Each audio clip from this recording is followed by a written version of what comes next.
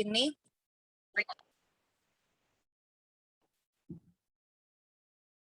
untuk penderita diabetes atau penyakit kronis lain, itu penderita diabetes masih diperbolehkan untuk vaksinasi COVID jika dengan syarat jika penyakit diabetesnya itu tidak sedang parah, maksudnya dia terkontrol, gulanya terkontrol karena mungkin minum obat atau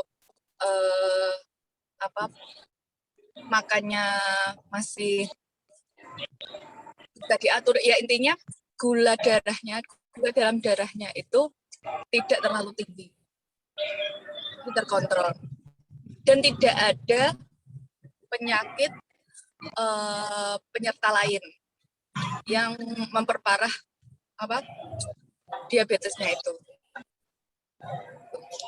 Mungkin yang lain bisa boleh. Ya, ya tadi dijawab bahwa orang dengan keluhan diabetes mellitus tidak boleh ketika dia tidak terkontrol. Dan tadi ada poin ketika kita sebelum vaksinasi memang harus dipersiapkan terlebih dahulu termasuk konsultasi dengan dokter. Jika memang dokter mengizinkan, dokter keluarganya mengizinkan, maka diperbolehkan. Tapi nanti ketika di saat-saat vaksin ada meja vaksinator, nanti akan di-screening terlebih dahulu dan nanti ujung yang akan menentukan diperbolehkan atau tidak diperbolehkan adalah dari meja screening lokasi vaksinasi. Jadi pastikan sebelum vaksin memang dalam keadaan sehat-sehat dan baik-baik saja. Terima kasih. Ada tambahan dari Mbak Wanti? Maaf ya, tadi ada ini sebentar. Mungkin cukup dengan penjelasan Mbak Zulfa ya, sudah jelas bahwa kalau dengan penyakit DM harus DM-nya terkontrol, begitupun dengan HT, kalau misal mau vaksin, diturunkan dulu tekanan darahnya, baru ketika kurang dari ambang batas yang ditetapkan oleh pemerintah melalui form screening untuk vaksinasi, maka ya diperbolehkan, seperti itu. Ya, begitu tadi jawabannya ya. Tadi juga ada pertanyaan, kalau nggak salah saya tadi ingat, bentar, saya tadi sempat mencatat. Ketika banyak orang yang tidak melakukan vaksinasi, itu gimana? Apakah ada resikonya? Kadang banyak orang yang mengatakan bahwa nggak usah vaksin, toh saya juga nggak vaksin, nggak kenapa-napa, anak saya nggak vaksin, nggak kenapa-napa. Nah, itu gimana? Untuk menjawab pertanyaan ini, saya yang akan berbicara terlebih dahulu, izin Mbak Zulfa, Mbak Wanti. Mengenai pertanyaan itu, sebenarnya ini ada hubungannya dengan herd immunity. Ketika kita, contohnya saya tidak melakukan vaksinasi, tetapi ada Mbak Zulfa, ada Bu Laila, ada Mbak Uha, ada Mbak Iva, Mbak Wanti, dan yang lain melakukan vaksinasi. Itu kekebalannya sudah terbentuk, dan ketika saya tidak sakit, itu bukan gara-gara tubuh saya, tetapi karena komunitas di sebelah saya semuanya sudah divaksin. Nah, itu seperti itu. Bisa jadi ketika saya berkumpul sama komunitas ini, saya tidak sakit. Tetapi ketika saya berkumpul di komunitas lain yang tidak melakukan vaksinasi, bisa jadi saya akan terkena sakit. Jadi, ketika ada orang yang mengatakan, saya tanpa vaksin loh sehat-sehat aja, itu tidak karena dirinya sendiri, tapi terbentuk karena adanya herd immunity tersebut. Itu jawaban dari saya. Ada tambahan lagi mungkin Mbak Wanti? Boleh menambahkan sedikit ya Mbak Ida, izin menambahkan.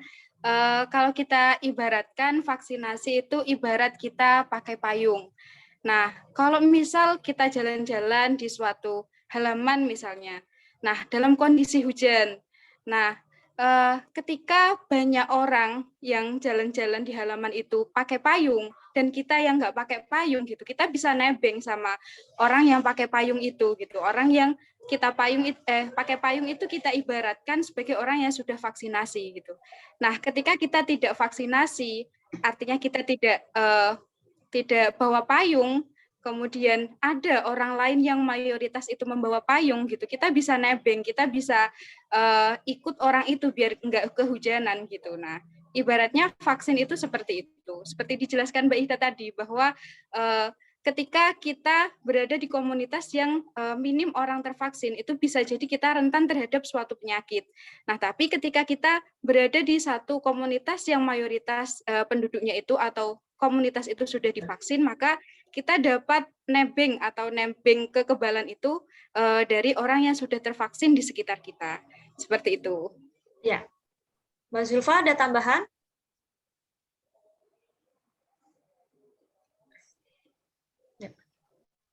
Cukup. Ya, terima kasih. Suaranya Mbak Zulfa hilang, BTW. Ya.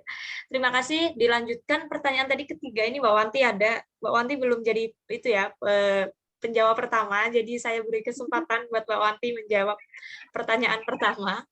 Ini ada pertanyaan seperti ini. Mana tadi ya? Dari Mbak Nuha. Bagaimana vaksin itu bisa bekerja dalam tubuh kita? Tadi sebenarnya dijelaskan di Mbak Zulfa, ini silahkan ditasih sama Mbak Wanti. Aduh, ditasih ini bahasanya berat. Saya menambahkan aja. Kayak bunyi aja gua ditasih.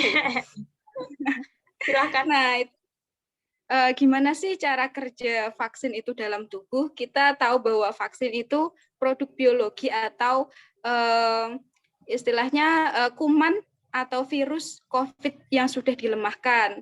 Nah, virus COVID yang sudah dilemahkan dengan segala macam teknologi yang ada dan beberapa tahap yang sangat kompleks tadi, dan kemudian diujikan, banyak sekali tahapnya untuk menjadi produk vaksin itu. Nah, kemudian dimasukkan dalam tubuh. Nah, ketika vaksin itu sudah dilemahkan, artinya si virus ini sudah tidak aktif, dan dimasukkan ke dalam tubuh, itu virus ibaratnya benda asing atau sesuatu yang harus dilawan oleh tubuh kita, atau kita kenal ketika suatu benda asing dimasukkan ke dalam tubuh kita, maka tubuh akan merespon benda itu atau sesuatu yang dianggap asing oleh tubuh itu sebagai musuh. Nah, ketika si musuh itu datang masuk ke dalam tubuh kita, otomatis tubuh kita akan mengeluarkan respon imun atau respon kekebalan tubuh. Nah, kemudian ketika tubuh kita sudah merespon adanya zat asing itu, maka diharapkan tubuh kita itu sudah memiliki antibodi atau zat kekebalan tubuh. Nah, berhubung virus tadi sudah dilemahkan, maka dia sudah tidak infektif lagi, artinya sudah tidak bisa menyebabkan kita sakit.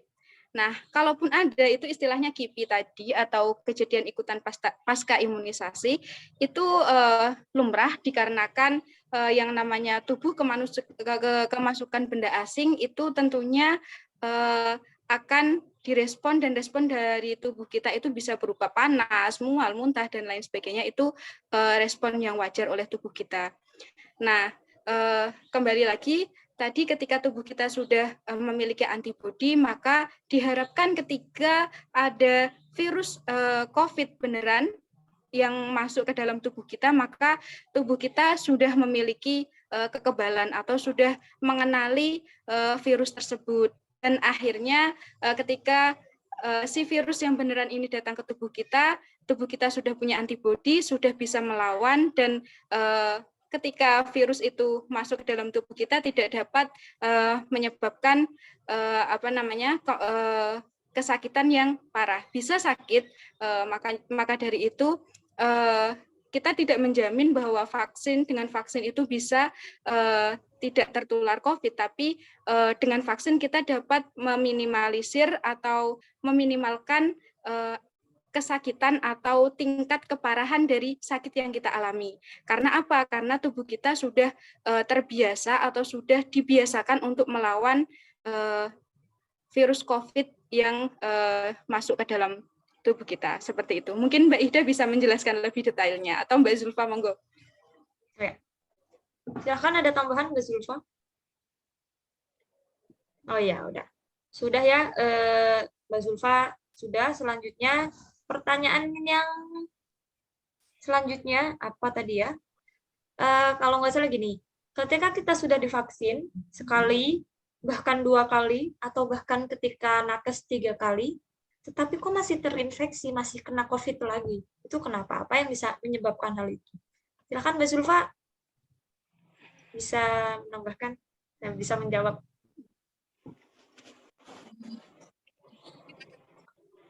Mohon maaf Mbak Zulfa, suaranya putus.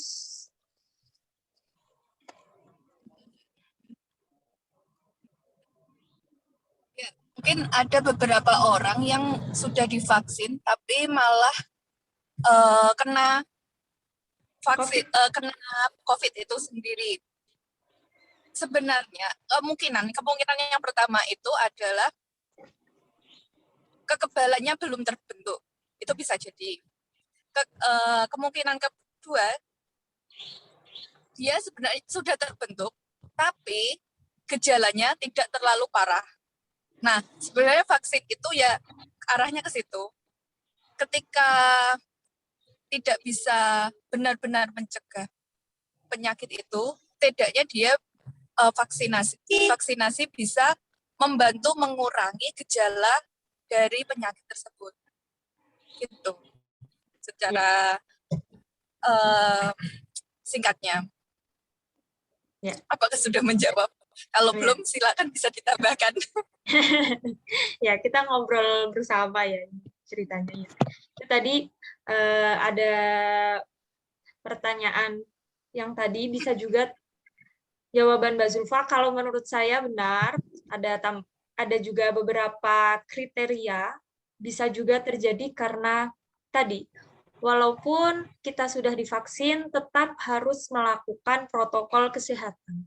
Mungkin kita merasa ketika sudah divaksin, ya udah bebas. Nggak mau pakai masker, nggak mau cuci tangan, tetap jalan-jalan sembarangan dengan kerumunan orang, bahkan ketika habis dari luar nggak mau mandi, dan sebagainya.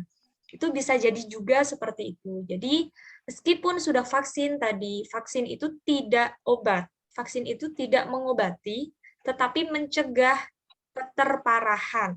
Bukan mencegah 100% karena vaksin itu tidak melindungi tubuh selama yang beredar di Indonesia. Tidak ada vaksin yang 100%, tetapi 60% sampai 90%. Jadi tidak ada. Hanya untuk mengurangi keterparahan. Seperti itu. Mbak Wanti mungkin ada tambahan yang lainnya? Cukup Mbak Ida, sepertinya sudah cukup jelas. Ya, terima kasih teman-teman. Ada pertanyaan lain lagi? Silahkan ketika nanti mau ditanyakan atau ngobrol-ngobrol nggak apa-apa. Ini ceritanya ngobrol-ngobrol saja. Sinau bareng. Oh ya, sinau. Oh iya. Ya, boleh. Sebenarnya kalau yang sudah vaksinasi tapi tetap terpapar itu nggak hanya vaksinasi COVID, TBC pun kalau sudah vaksinasi itu juga tetap bisa terpapar. Maka itu ya tetap perilaku hidup sehat dan bersih dan sehat PHBS. Ya, tetap menjalankan protokol kesehatan. Kalau misalnya saat ini pandemi COVID berarti ya memakai masker, cuci tangan yang bersih gitu, dan lain-lain. Jadi nggak hanya vaksinasi COVID yang benar-benar ampuh, maksudnya walaupun sudah vaksin tapi tetap bisa terpapar, itu nggak hanya COVID. Penyakit lain, vaksinasi yang lain bisa seperti itu juga. Hanya untuk mengurangi keparahan. Ya, keterparahan. Seperti itu teman-teman. Dari yang tadi, mungkin masing-masing dari Mbak Zulfa, Mbak Wanti, dan saya nanti menyampaikan satu poin penting dari apa yang disampaikan. Misal tadi, Mbak Wanti paling terakhir berarti ya, tentang pertanyaannya, apakah vaksinasi itu jawaban dari pandemi ini, apa tidak? Dari Mbak Zulfa dan dari saya. Silakan Mbak Zulfa terlebih dahulu untuk closing statement-nya. Mbak Zulfa, ya, closing statement-nya aja. Ya, kembali ke tadi, bahwa vaksinasi itu nggak membantu benar-benar 100% untuk suatu penyakit, jadi tetap terapkan hidup yang sehat. Ya, Itu dari Mbak Zulfa. Kalau tadi saya membahas tentang hoax vaksin, jadi teman-teman hati-hati dalam menggunakan media sosial, menerima informasi dari luar, karena apa?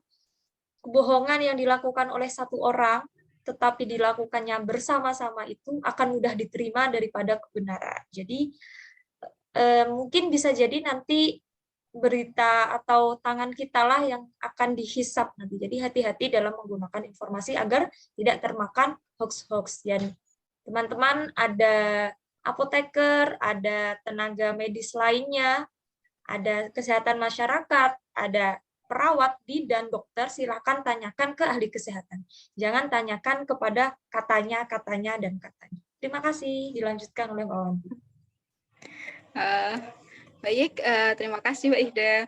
Benar sekali tadi kalau kita sudah mendengar penjelasan tentang vaksin, cara kerja, kemudian hoax-hoax yang ada terkait dengan vaksinasi ini. Nah, di sini ketika kita berbicara tentang apakah akhir dari pandemi ini dapat kita akhiri dengan vaksinasi, tentu jawabnya vaksinasi merupakan salah satu bagian dari ikhtiar kita untuk mencabut atau menurunkan status pandemi menjadi tidak pandemi lagi seperti itu. Nah, maka dari itu mari kita sukseskan bersama-sama program vaksinasi pemerintah ini mumpung masih gratis. Nah, diwacanakan oleh pemerintah bahwa tahun 2022 nanti vaksinasi itu berbayar. Nah, sekarang mumpung masih gratis, mari kita sama-sama menyumbangkan herd immunity itu, kekebalan komunitas itu, ke komunitas kita masing-masing. Seperti itu. Jadi mungkin nanti ada saudara kita atau ada orang tua kita, ada teman-teman kita yang karena kondisi penyakit tertentu tidak dapat dilakukan vaksinasi, maka kita sudah menyumbang kekebalan yang ada di komunitas itu. Jadi kita dapat menutupi kekurangan dari teman-teman kita tersebut yang sudah tidak dapat divaksinasi itu. Nah, dan sekaligus kita dapat mengakhiri wabah ini, salah satunya melalui vaksin ini. Dan mungkin sekian penutup dari saya. Wallahul muwaffiq ila aqwamit thoriq. Wassalamualaikum warahmatullahi wabarakatuh.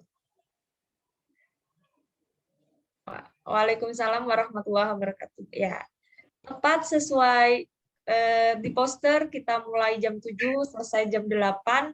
Alhamdulillah, terima kasih teman-teman sudah sharing, sudah sama-sama belajar tentang vaksinasi.